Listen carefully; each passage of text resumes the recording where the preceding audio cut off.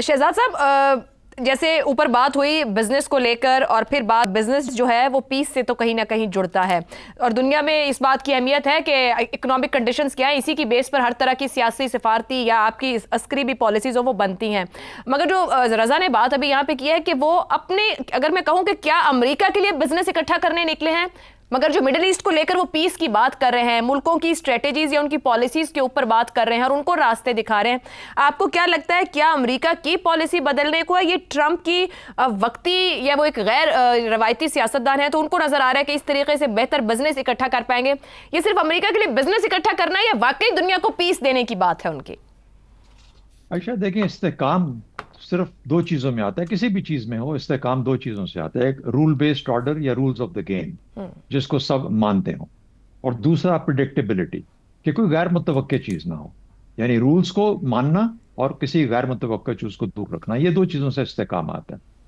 अब जो Donald Trump हैं उनकी पर्सनैलिटी और शख्सियत में ही, बल्कि उनको कहा जाता है और उनको कहा गया है कि वो डिसरप्टर इन चीफ है, यानी हर चीज को खत्म करने वाले हैं। इसलिए आपने देखा ना यूएनओ की बात है ना डब्ल्यूटीओ की बात है। जो ट्रंप कहते हैं उन्होंने वो दोनों इख्तियारात यूएनओ के और डब्ल्यूटीओ के, वर्ल्ड ट्रेड ऑर्डर के, अपने हाथ में लिए। वो तय कर रहे हैं कि टैरिफ्स क्या होंगे, ट्रेड क्या होगी, ये होगा। वो डब्ल्यूटीओ पीछे रह गया सारे का सारा। यूएनओ मामलात अभी जंगें चल रही हैं, यूएनओ पीछे रह गया। ना वो यूक्रेन पे बोलते हैं, ना वो पाकिस्तान पे बोले, इंडिया पाकिस्तान पे, और ना ही वो मिडल ईस्ट के ऊपर खास बात कर रहे हैं, सिवाय गजा के ऊपर उनके सेक्रेटरी जनरल उन्होंने कोई थोड़ी बहुत बात की। तो इसलिए एक ऐसा आदमी जो गैर रवायती है और गैर मुतवक्के चीजें करता है, उससे कुछ भी तवक्को की जा सकती है। पहली बात, वो पहले चीजों को तोड़ते हैं और उसके बाद जोड़ते हैं, और जब जोड़ते हैं तो अपनी मर्जी का जोड़ते हैं। और ये कैसे चल जाता है, ये सब कुछ कैसे चल रहा है, वो इसलिए चल जाता है कि जो उसके पीछे जो कुव्वत है वो इतनी मजबूत है कि लोग उसकी बात को इनकार नहीं कर सकते। यानी चीन जिसके ऊपर 175% टैरिफ लगाया उसने, वो इस वीकेंड पे उसके साथ बैठा, अमेरिका के साथ बैठे अपने मामलात को रफा दफा कर रहा था। अच्छा, फिर ये भी देखिए कि एक ऐसी मईशत जो कि दुनिया की सबसे बड़ी मईशत, 30 खरब डॉलर की मईशत, और उससे अगला कौन है? चाइना। कितनी दूर है? 20 खरब डॉलर। और उससे तीसरा कौन है? जापान, 5 खरब डॉलर। तो ये फर्क है, 30 खरब, 20 खरब और 5 खरब। ये है गैप जो एग्जिस्ट करता है, जो कि उसको इतनी कुव्वत देता है। मिलिट्री कुव्वत उसके अलावा है। मिसाल के तौर पे अगर आज भारत को F-35 चाहिए हम, तो वो उसके पास है, वो दे सकता है। उसको चाइना तो अपना J-35 नहीं देगा, लेकिन वो F-35। तो इस किस्म की जो चीजें हैं ये उसकी कुव्वत बनती हैं, जिससे लोग उसकी बात मानने के लिए तैयार हो जाते हैं। तो वो ट्रेड को भी जब कर रहा है तो अपनी मर्जी से कर रहा है। अब आपका अगला सवाल कि क्या ये कर पाएगा कि नहीं कर पाएगा। मेरा अपना ख्याल ये है कि कर पाएगा, और उसकी वजह ये है बड़ी वाज़ेह तौर पे, यूक्रेन और रूस की जंग तकरीबन तकरीबन बातचीत और हल होने के करीब जा रही है। तो उसने ऑलरेडी कह दिया है, रूस को कह दिया है कि मैं तुम्हारी मर्जी के मुताबिक मामलात किसी तरीके से चला लूंगा। कुछ उसको हल्का सा फुल्का मिलेगा, कुछ उसको जो वो चाहता है वो मिल जाएगा, और ट्रंप का झंडा गड़ जाएगा यूक्रेन और रूस की जंग रुकवाने में। इंडिया पाकिस्तान के साथ जो अभी अभी जंग बंदी हुई, सीज फायर हुई, उसके अंदर ट्रंप नंबर 1, आज वो उसका बिल्कुल मुकम्मल तौर पे। ये एक और जंग थी, न्यूक्लियर जंग। वो कहता है मैंने 10 करोड़ लोगों की मौत को रोका है। वो इस वक्त बात कर रहा है और हर दुनिया के प्लेटफॉर्म से बात कर रहा है। बिल्कुल। और तीसरा क्या है? मिडिल ईस्ट, जहां पे वो इस वक्त बैठा हुआ है। वो अगर इन 2 3 4 बड़े प्लेयर्स मिडिल ईस्ट के जो हैं, इनके साथ अपनी बातचीत के अंदर कुछ ऐसा रास्ता बना लेता है जहां इसराइल और वो मिलके को एग्जिस्ट कर सकते हैं। मैंने अब्राहम अकॉर्ड्स की बात नहीं कर रहा, लेकिन हो सकता है वहां तक बात चली जाए।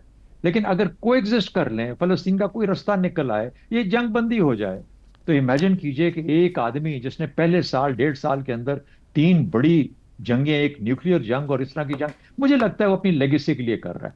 अमेरिका की मईशत को कोई छोड़ता नहीं है, उस मार्केट को कोई छोड़ता नहीं।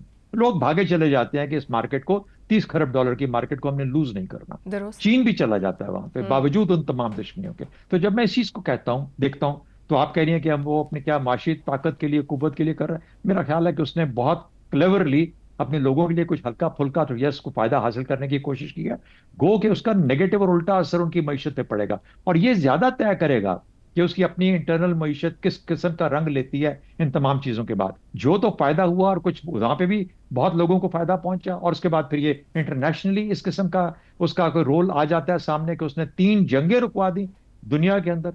ये नोबेल पीस प्राइज का कैंडिडेट होगा آپ کا سال 2 سال کے اندر اگر یہ کام کر جاتا ہے تو میرا اپنا خیال یہ ہے کہ یہ گیم ہے اور یہ کھیلے جا رہے ہیں۔ افتخار صاحب، کیا واقعی امریکی صدر پیس میکر کا بننے کا گیم کھیل رہے ہیں؟ وہ بڑی بڑی باتیں تو کر رہے ہیں، جیسے ابھی شہزاد صاحب نے حوالہ بھی دیا ہے، یہاں کی بات کریں، مڈل ایسٹ کی بات کریں، پھر اپنے آپ کو ہائی لائٹ بھی کر رہے ہیں۔ یہ جو وہ کر رہے ہیں یہ صرف فار بزنس ٹرمز تو نہیں ہے، بگر دین دیٹ وہ کچھ چاہ رہے ہیں۔ صاف ظاہر ہے کہ جو وہ کہہ رہے ہیں وہ ہو رہا ہے۔ یا تو یہ کہیں کہ انہوں نے کہا کہ ہندوستان پاکستان جنگ نہ لڑو اور جنگ جاری رہی ہو، وہ کہہ نہیں رہے، وہ کہہ رہے میں زبردستی بھی کروا رہا ہوں۔ نہیں، زبردستی تو خیر آپ جیسے لوگ لفظ استعمال کر سکتے ہیں کیونکہ آپ کو پاس انفارمیشن زیادہ ہوتی ہے۔ میں نے تو وہ بات کرنی جو مجھے نظر آ رہی ہے، مگر اگر اس کے کہنے پر جنگ رک گئی ہے تو اس کی کامیابی ہے۔ بالکل، ورنہ آج جب آپ شاید یہاں پہ نہ بیٹھی ہوتی، میں بھی یہاں پہ نہ بیٹھا ہوتا، یہ کیمرہ مین بھی یہاں پہ نہ بیٹھا ہوتا، پتہ نہیں شہر کا حال کیا ہوتا۔ اور دیکھیں حقیقت تو ہے اور بہت بڑا یہ اس کا قدم ہے، آپ اس کو چھوٹا قدم لے رہے ہیں۔ اس خطے کے اندر رہنے والے 1.5 ارب لوگوں کے بارے میں اس نے ایک فیصلہ کیا اور اس فیصلے پہ ابھی تک تو عمل درآمد ہو رہا ہے while we are talking۔ تو میں سمجھتا ہوں ساری باتیں چھوڑیں، اس کو وہ جو جہاز مل گیا تحفے میں وہ اترا اور بہت پیار سے مل رہے ہیں، اور وہ سعودی عرب نے کہا کہ میں اتنے خربوں کا کاروبار ادھر کروں گا، اور چائنا کے ساتھ پہلے ٹیرف کی دھمکی دی، اب وہ ٹیرف بھی کم کرنے کو تیار ہے۔ ٹھیک، ساری باتیں ہیں، حقیقتاً تو یہی ہوا نا کہ ہندوستان اور پاکستان کی جنگ نہیں ہوئی۔ بالکل درست سر، مڈل ایسٹ میں موجود ہے، مڈل ایسٹ کی بھی جنگ رک گئی۔ ابھی ہمارے ایک دوست بتا رہے تھے کہ جو ایک جنگ روس نے اپنے گلے میں ڈالی ہوئی ہے وہ بھی اپنا کم ہوتی جا رہی ہے۔ تو کچھ نہ کریں تو یہی چند ایک تین چار باتوں پہ ہم گفتگو کر رہے ہیں تو عملی طور پہ ہو رہے ہیں نا۔ یہ وہ تو نہیں ہے نا کہ جو ڈیموکریٹ نے کیا تھا، ہم آپ کو ویپن آف ماس ڈسٹرکشن دکھاتے ہیں، آئیے ایک ملک میں جمہوریت ختم ہو رہی ہے اور جمہوریت میں بحال کرتے ہیں، اس ملک کی تباہی کر دی، اس ملک کو فنا کر دیا، اس ملک کو غرق کر دیا۔ وہ حقیقت ہے یہ نہیں ہے؟ بالکل یا یہ حقیقت ہے کہ 1.25 ارب رہنے والے کا جو ملک ہے وہ ایک بہت بڑی جنگ کے دہانے پر پہنچ کے رک گیا۔ کیا ہوتا ہے یہ بعد میں دیکھا جائے گا، رک گیا ہے۔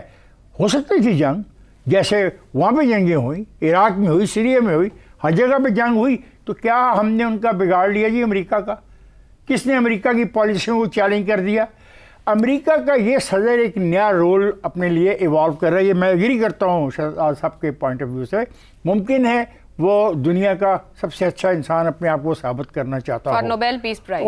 یس، کیوں نہیں؟ اگر وہ امن، So you are agreeing with the question کہ دنیا کو پہلے سے زیادہ پرامن بنائے گا صدر ٹرمپ؟ بالکل، مجھے تو یہ لگتا ہے۔ دیکھیں اس کا ایک چیز ہے جس سے میں اتفاق نہیں کروں گا اور وہ ہوگی اسرائیل والی، کیونکہ وہ کوشش کرے گا کہ ایسا یہ امن لا کے تو پھر سب سے کیا کہے، دیکھو کتنا میں اچھا آدمی ہوں، تو چلو پھر ہم اس کو بھی مان لیتے ہیں۔ ان کی وہاں اٹھائی گئی بات پہ محمد بن سلمان صاحب نے جو کہا، جب انہوں نے بات کی کہ فلسطین مسئلے کا مکمل اور جامع حل درکار ہے، بالکل ہمیں یہ ہے کہ 2 نیشن تھیوری جو ہمارا کمٹمنٹ ہے، جو ہمارا مقصد ہے، ہم چاہتے ہیں کہ وہاں پہ 2 نیشن تھیوری مان لی جائے، اور تو پھر اگر وہ اس کو تسلیم کر لیا جائے تو دنیا کتنی پرسکون ہو سکتی ہے۔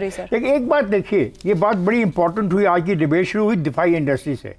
ٹھیک ہے، دفاعی انڈسٹری کو نقصان پہنچے گا، لیکن یہ بھی تو دیکھیں نا کہ وہ جو بے روزگاری وہاں پہ پیدا ہو رہی ہے امریکہ میں، جو ان کو نقصان ہو رہا ہے، ان کی جو پرائسز بڑھ رہی ہیں، ان کے کھانے کی پرائسز بڑھ رہی ہیں، ان کی چیزوں کی پرائسز بڑھ رہی ہیں، تو چائنا سے جو چیزیں ساری آ رہی ہیں وہ چاہتا ہے کہ وہ وہاں پہ بنانے کی کوشش کرے، ادھر توجہ دے، تو اس توجہ میں فائدہ وہاں کے عوام کا ہے ہی نہیں ہے، کیونکہ دفاعی چیزیں بنانے والوں کا تو فائدہ چند خاندانوں، چند جو کم پڑ گیا۔ لیکن یہ بڑا اہم سوال ہے کہ جو اس کے پیچھے اسٹیبلشمنٹ ہے پوری، جو اسپن کر رہی ہے جنگوں کی بنیاد پر، وہ کیا چاہیں گے؟ اسٹیبلشمنٹ ساری کی ساری یہ چاہتی ہے کہ دنیا تباہ ہو جائے۔ سر میں نے کہا بنانے والوں کی بات کی، میں اتفاق نہیں کرتا۔ چلیں جی ایک بریک لیتے ہیں، بریک سے واپس آئیں گے تو گفتگو آگے بڑھائیں گے۔